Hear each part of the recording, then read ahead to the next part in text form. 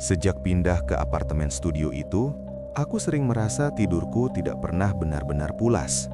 Bukan karena suara bising atau cahaya dari luar, melainkan karena setiap pagi, posisi kasurku selalu sedikit berubah. Awalnya hanya bergeser beberapa sentimeter dari dinding, cukup untuk membuatku mengira mungkin aku terlalu banyak bergerak saat tidur. Namun suatu malam, aku memutuskan untuk memastikan.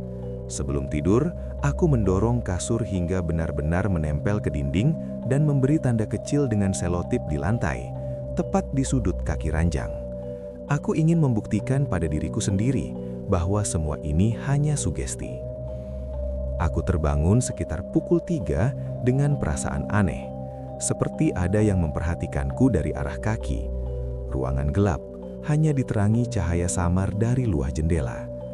Aku tidak langsung bergerak, tapi bisa merasakan kasur di bawah tubuhku bergetar sangat halus, seperti ada dorongan pelan yang berulang dari satu sisi.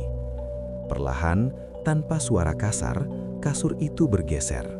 Bukan hentakan, bukan tarikan kuat, melainkan dorongan sabar yang konsisten, seolah-olah ada seseorang di bawah ranjang yang menekan dengan bahu atau punggungnya.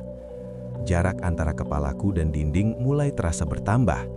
Nafasku tertahan ketika aku menyadari aku tidak sedang bermimpi. Aku ingin bangun, ingin menyalakan lampu, tapi tubuhku terasa berat. Dorongan itu berhenti tepat ketika kasur sudah menjauh cukup jauh dari dinding. Dalam keheningan yang menekan, terdengar suara nafas pelan dari bawah ranjang, diikuti bunyi gesekan kain seperti seseorang sedang menyesuaikan posisi. Keesokan paginya, saat cahaya matahari masuk ke kamar, aku melihat tanda selotip di lantai. Kasurku kini bergeser hampir setengah meter dari posisi awal. Tidak ada bekas kaki, tidak ada barang jatuh, hanya ruang kosong di antara dinding dan ranjang. Ruang yang cukup lebar untuk seseorang berdiri diam sepanjang malam. Dan sejak itu, setiap kali hendak tidur, aku tidak lagi mendorong kasur kembali ke dinding.